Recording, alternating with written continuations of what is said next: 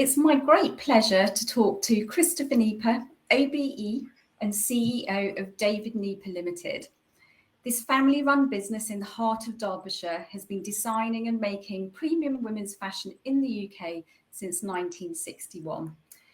Sadly, Christopher's father, David, who founded the company, passed away in the company's 60th year and in David's 90th year. He's left a huge legacy and I'm sure is sadly missed. With a firm belief in doing what is right rather than what is easy, this company has never taken garment production overseas and has led the way producing reusable PPE equipment as COVID hit.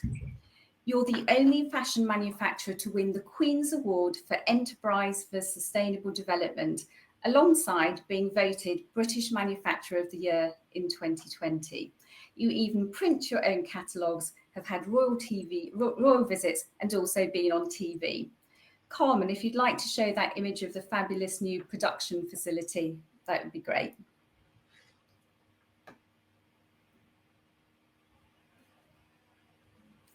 Thank you, Carmen. Bringing real meaning to the ethos of if you want to do something right, do it yourself. You also launched a sewing academy to address the evaporation of skills in British manufacturing today, and then took investing in education to a whole new level to tackle the issue of failing schools in Derbyshire by opening a highly successful 850 pupil secondary school, the David Nieper Academy. In my role as client director at Sweet Analytics today, my retailers, both big and small, are being forced to take stock and adopt a more conscious and human approach to business. They're looking for ways forward around supply chain issues and skill shortages, our discussion topics for today. So Christopher, let's focus on supply chain for the first half of our session. What challenges and solutions are you seeing to help us all move forward? Yes, good morning, everybody. Thank you very much, Katy, for that lovely introduction. It's such a pleasure to be part of DCA, as always. Over the last decade or two, I've thoroughly enjoyed the contacts I've made and the privilege it's been to be part of your wonderful organisation. I must say this last year or two has been very, very challenging. And you mentioned supply chain, but actually we've had problems with COVID, we've had problems with customs, we've had problems with Brexit, we've had problems with shipping and net zero. And I know I've spoken once or twice at your events in the past about the positives of manufacturing in Britain. And I think most people have been very interested in it, but it's been hard to really take that step to manufacture in Britain. But I hope that now, more than ever, you can see that it is a way forwards. I'll just take those things in turn. It might be easier if we can. COVID is something which we didn't anticipate. Brexit is something we did anticipate. Now, COVID has come completely at us out of the blue, and we haven't been immune to that, just as nobody's been immune to that. And COVID has come along, and actually this year, we've probably made the lowest profit we made in quite a long time. And the reason is we've donated a substantial part of our production for several months to support our healthcare heroes. And we literally put our customer list on one side for 3 or 4 months, and we didn't mail anybody at all. And we turned the entire factory, or all the factories, over to producing for the hospitals. We started with one hospital, and then we had a second asked us. And then over time, we then ended up with 27 hospitals we were feeding with scrubs and clinical hoods and gowns. And I think we clothed about 40,000 members of the NHS in the end. So it turned out to be a massive donation, actually, from our company. And how did your customers respond to that, David, Christopher? Yes, we reached, I think, about 40 million people in PR as a result of that, including our customers. So it was not all bad. It was not all bad. And I felt that we did something in the country's hour of need, and I think we would do it again. So that has been a challenge, and I'm sure all of you in the audience have also faced challenges brought about by COVID. But actually, customs has been a problem as well. And customs, of course, has combined with COVID, and overseas suppliers haven't been immune from COVID either. and we've had supply chain, or all of us have had supply chain shortages. Now, getting through customs has been a challenge, but I think if you work with the EU, and we do, we sell in the EU, we buy in the EU, we employ staff in the EU, we've actually made our way around all those problems now by using the IOSS system and the OSS system. And you may have talks about this later, I don't know, but between those two, you can manage parcels or shipments from under 150 euros and over 150 euros and deliver duty paid direct to consumers without them realizing that there is duty and VAT. You can also make use of returns good relief, which allows you to pay no duty at all in both directions when you're trading with the EU. And if you manufacture in Britain, as we do, then your country of origin and your country of manufacture is Great Britain, which means that customs duties are zero. So there's the first really big benefit. I think also we've struggled, or perhaps many people have struggled with shipping, and shipping costs, particularly from the Far East, have perhaps multiplied about 5 times. I don't know. Yeah, certainly one of my clients, they're facing carriage costs per container, from sort of minimal to £10,000, and are really having to make big decisions about whether to ship or leave it dockside until prices go down. Yes, well, that's a pity, isn't it? But if you're manufacturing in Britain, as we do, we haven't paid any shipping cost from anywhere in the Far East, so we're almost unaware of that. So we've avoided it completely. I think if you can bring things into the UK, you will find, and we have found, that you're only as good as your last delivery, and your consumers, your customers, they rely on you, and if you don't deliver, you disappoint and you risk losing a customer. So delivery is absolutely crucial. It doesn't matter how good your photography is, how good your copy is, how good your SEO is, etc. If you can't deliver, you're throwing the customers away. So delivery is everything, and having control of that supply chain is absolutely crucial. And I would suggest, if you're really interested in securing the supply chain, take the items that you sell the most of and see if you could start by producing those locally, either with a really good partnership or connection with a supplier locally in Britain, or better still, set up your own factory and produce them yourselves, grow your own things, make your own things, etc. And you don't have to do it all at once, but if you do it in stages, you will gradually get more and more control. We in fact manufacture, in terms of the sewing and knitwear, etc., we manufacture 100% of our own brand in the UK. And what we've done since Brexit and just before Brexit is we've brought the supply chain a little bit further back. And that image that Katy very kindly showed earlier is a new factory that we set up, a 5th factory for us. And what that does is it produces the fabrics itself that we use to then sew into garments. And we're printing and dyeing fabrics in Britain. And that now supplies 2/3 of all the fabrics we need for the entire collection.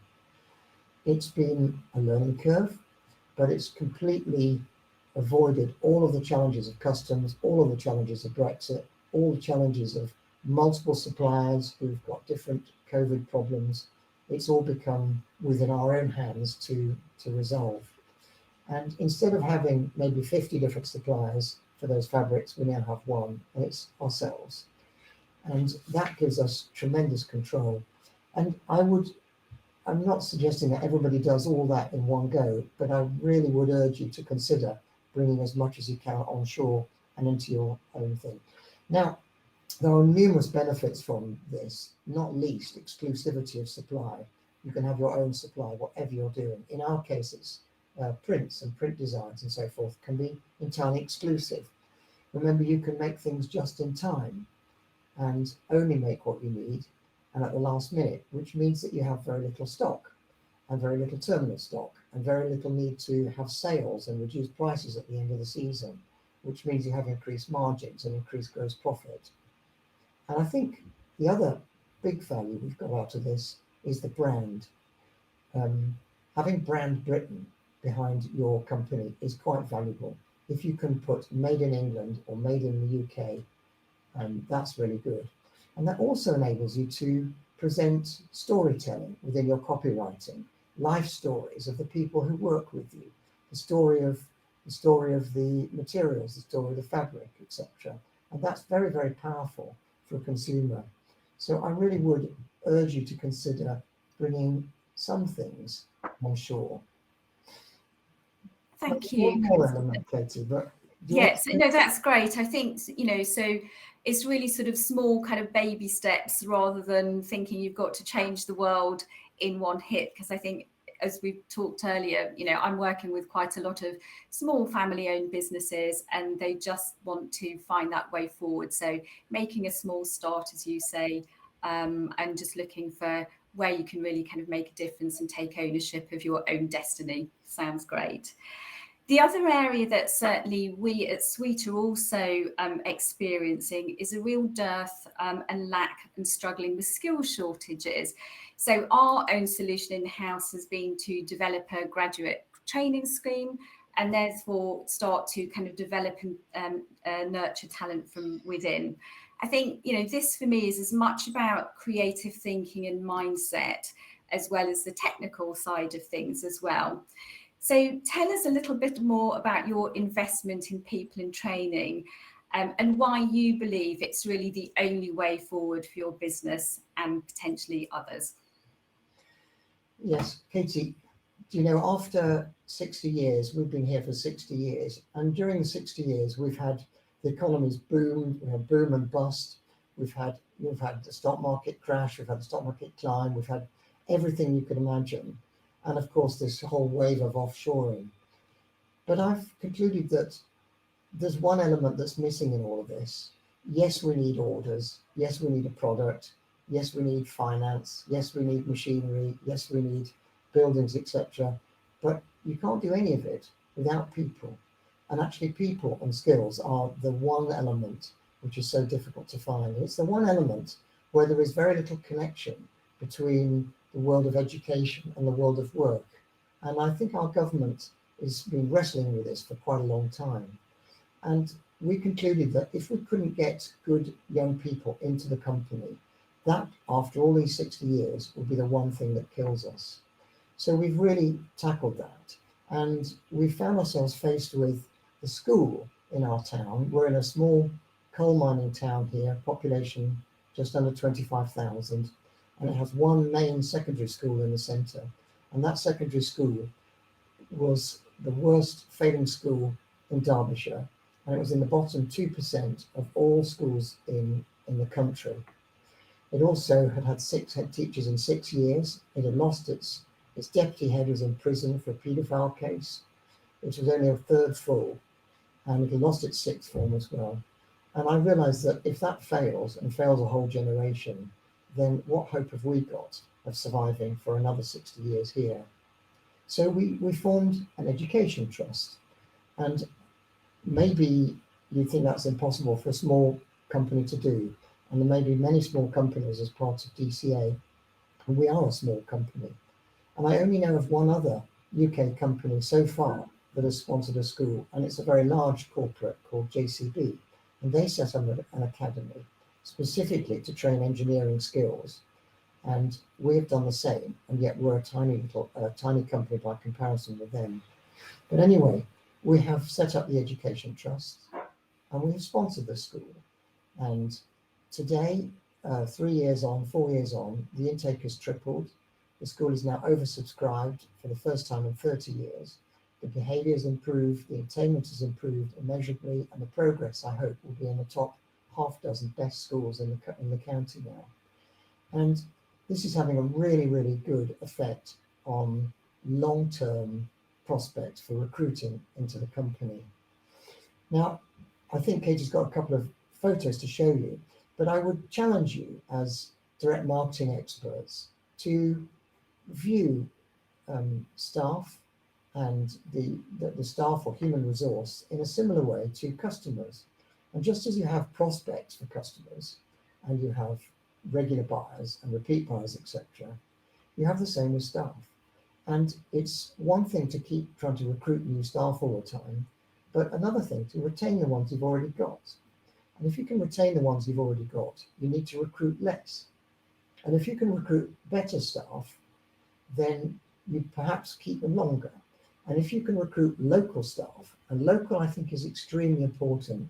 If we look at the staff we have, and we have 300 staff actually in the company, the ones who've been with us for 20 years or more are the ones who are local. The ones who've been with us for 10 years or more, and by the way, more than half of our staff have been with us for over 10 years, they're all local because it's easy to come to work and because they have friends at work, and it's part of it's the camaraderie of the whole thing. And that local knowledge which you can create within the company is what carries us through the recessions and the difficult times. So I would challenge you to not try and recruit skills on its own. I know all the talk is about skills, skills, skills, and the Prime Minister's recent speech was about that. I would challenge you to recruit for attitude and train for skills, rather than try and recruit for skills and train for attitude. And the point about attitude is you need to start in those teenage years, and there is the school. I think I agree with you there, Christopher. I think, certainly since my time way back when in school, there's much more a much more holistic approach to education, which just feels much more forward thinking, apart from the basic kind of reading, writing, arithmetic that we all kind of went through when we were small. But I think that, as you say, this is much about kind of attitude, mindset, and I think certainly from a marketing perspective, the skills that we're trying to nurture and develop is a real creative thinking, solutions approach based to working with our clients in terms of helping their businesses grow. And tell me also a little bit more about the Sewing Academy. That sounds an amazing institution as well. Yes, you have to view education right the way through. So we are working, in fact, with primary schools to try and interest them in careers in fashion, careers in manufacturing, etc., with secondary schools as well, but also working with colleges and with universities. And then we have our own sewing academy within the company. And we are training those skills. So I think the job of schools is not actually to train skills, is to give a good all-round education and get those attitudes right, those employability skills right. So when we come to the company itself, we then, I think, it's our responsibility to train those sewing skills. And we have set up an apprenticeship standard for the government. We've led the national trailblazer to set up several standards actually for sewing and knitwear, to get and cutting and fabric and pattern cutting, to get those standards right. And these would be apprenticeship standards which are now applicable nationwide. And we can then use those to reclaim our apprenticeship levy, which we have to pay as an employer. And it also enables us to use our own trainer in our own factory, in our own work, to do our own training course, to train our own people. And there is a brilliant skills factory. So the whole thing all ties together very nicely. And I'm sure, people coming to work in your organisation, knowing that they're being invested in, they're getting extra skills and support, just really sort of helps, again, on that retention side that we were talking about earlier. Yes, you need to make it as much fun as you possibly can. And the staff have to really enjoy being part of the company. We go to a lot of trouble to create a good social side for the company. Well, in fact, we're in a week's time, we're going to be hosting a ball, a diamond anniversary ball, with a huge marquee outside the academy, where we'll have the teachers and the company staff all together with speeches and videos and live bands and so forth. And I hope they go away from that and tell all their friends what a good place to work it is. One of the unexpected things which has come out of our sponsorship of education is we've had a lot of applicants that we didn't expect coming into the company. We've been having around 2,000 applicants a year on spec trying to get jobs in the company. So if you become the employer of choice, become an employer brand, then you have your staff doing the recruiting for you. And then all you have to do is pass on the skills you want, and you build a solid workforce. which ties you off well for the future. And Christopher, are you bringing those people in and not necessarily expecting them to have the skills that you are wanting them to do? And is it then about having the right, as you say, attitude, approach, enthusiasm and motivation, and then bringing them on within organisation once they start? Yes, it is. In fact, we define attitude very carefully, and this might be a much more detailed topic for another day, but certainly things like humility and a sense of urgency, working in a team, these are the key things you need. Now, very often people will join the company in one area and we end up switching them to another area. We can apply this as well, of course, through the universities to get graduates who do have specific skills or grounding in some area, which could be IT or it could be design.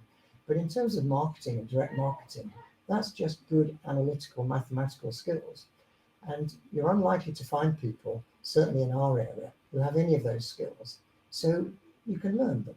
You can learn them if you have the right approach and you have Great. you Thank want you. to learn. Yes. And so before we open up the floor to questions, Christopher, I know you wanted us to share your climate change campaign video. So Carmen, if you wouldn't mind putting that up on screen, please, for everybody to see.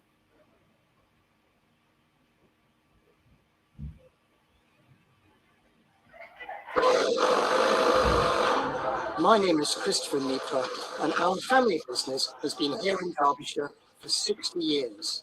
We make fashion and we employ 300 staff. But do you know, fashion is one of the world's worst polluters. It emits 1.2 billion tonnes of CO2 each year. But it doesn't have to be that way. And we are living proof that fashion can be sustainable. All of our